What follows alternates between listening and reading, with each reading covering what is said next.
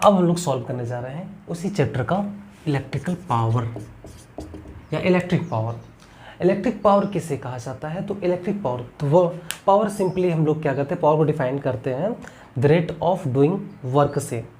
Electrical power क्या हो जाएगा? इलेक्ट्रिकल पावर का सेंस ये हो जाता है कि the rate of doing work by electricity. इसे हम लोग क्या बोला जाएगा? इलेक्ट्रिक पावर बोला जाएगा। इलेक्ट्रिक पावर को डिफाइन कर लेते हैं, the rate of doing work by electricity. Electricity के थ्रू किसी सर्टेन टाइम में जो हम लोग जो काम होता है इलेक्ट्रिसिटी द्वारा जो काम होता है उसे हम लोग इलेक्ट्रिक पावर कहते हैं।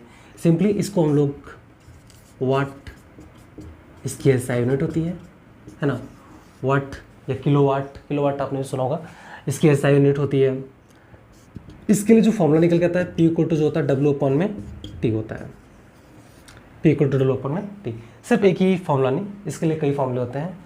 और एक फॉर्मूला क्या होता है? एक फॉर्मूला होता है, हम लोग ये भी जानते हैं W बराबर जो होता है V/I/T होता है। किसी वायर में क्या पोटेंशियल डिफरेंस रहा, क्या उसमें करंट फ्लो कर रहा है किसी टाइम में, इसी को हम लोग वर्क डन बोलते हैं, वर्क डन बाय इलेक्ट्रिसिटी। तो अगर हम लोग V/I/T यानी W की वैल्यू अगर पुट कर दें यहाँ पर तो क्या निकल के आ जाएगा? P equal to V/I/T। T से T कैंसिल हो जाएगा, बचेगा क्या? V/I। यानी पावर का जो पहला इक्वेशन रहेगा या जो पहला फॉर्मूला रहता है वो वोल्टेज और करंट का मल्टीपल होता है, सिमिलर रेजिस्टेंस लाइक। हमें ये भी पता है कि अगर V की वैल्यू IR होती है according to Ohm's law, V की वैल्यू IR होती है। अगर इस वाली इक्वेशन फर्स्ट में V की वैल्यू पुट कर दिया जाए तो क्या हो जाएगा? I² R। ये अपना सेकेंड इक्वेशन हो गया, सेकेंड इक्वेशन। अच्छा, V इक्वल्स टू IR होता है तो I इक्वल्स टू कितना हो जाएगा? V/R हो जाएगा। तो अगर मैं यहाँ से मैं और क्या कह सकता हूँ? I equals to V/R। अगर I की वैल्यू इसी फर्स्ट इक्वेशन में पुट कर दूँ तो P की वैल्यू क्या आ जाएगी? V²/R।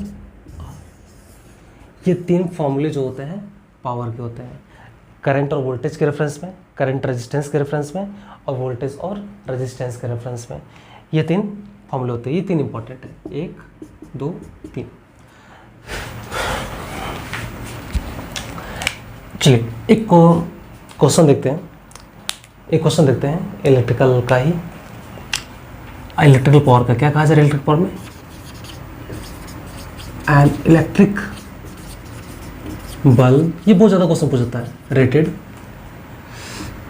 100 watt and 220 volt, what will be power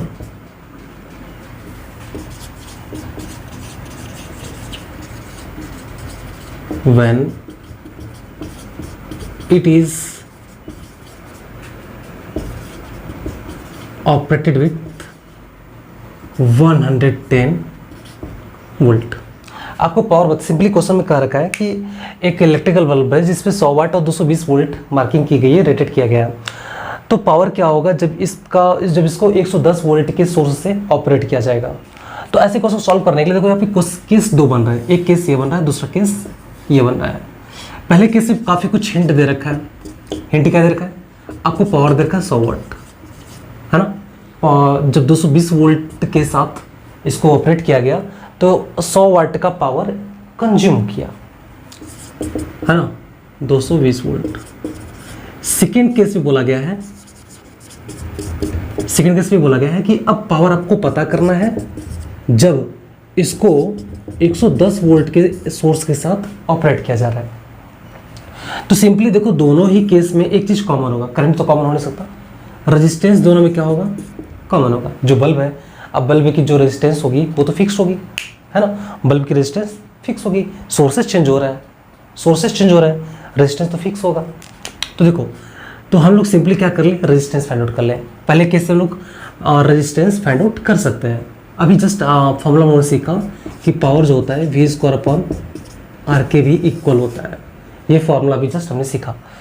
तो वैल्यू पुट कर देते हैं, P इक्वल्स टू कितना हो जाएगा? V² मतलब 220 × 220 अपॉन में रेजिस्टेंस पता नहीं है, पावर तो पता ही है, पावर की वैल्यू रख दो 100, दोनों को ट्रांसपोज कर दो तो R equals to 220 into 220 upon में कितना 100, 2 0 कैंसिल, ठीक। तो R की वैल्यू कितनी है जी, 22 का स्क्वायर 484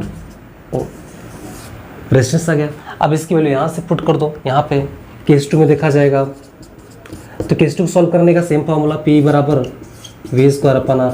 केस 2 में P नहीं पता है, V पता है, R हमको पहले केस से निकल के आ जाएगा। तो P की वैल्यू पता करनी है अपने को, V स्क्वायर मतलब कितना हो जाएगा 110 इंटू 110 अपॉन में R की वैल्यू 484।